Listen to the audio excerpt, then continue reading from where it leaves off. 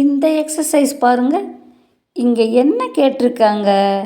எது கம்மி டைம் எடுக்குமோ அதை டிக் பண்ண சொல்லியிருக்காங்க. இதில் ஃபஸ்ட்டு ஒன்று பாருங்க.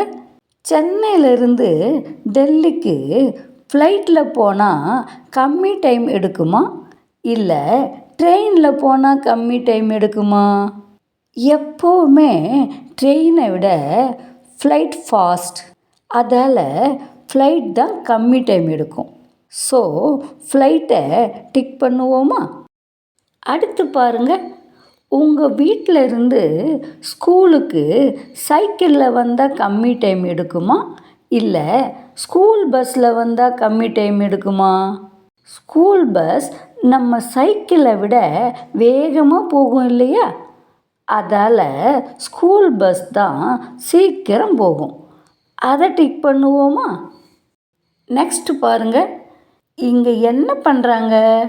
ஃபஸ்ட்டு பிக்சரில் ஒரு வாலை பெயிண்ட் பண்ணுறாங்க.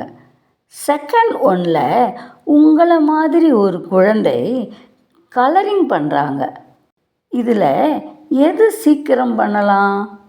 வால் பெருசு இல்லையா? அதை பெயிண்ட் பண்ண ரொம்ப நேரம் ஆகும். ஆனால் நீங்கள் பேப்பரில் கலரிங் சீக்கிரம் பண்ணிடுவீங்க இல்லையா? அப்போது இதை டிக் பண்ணலாமா?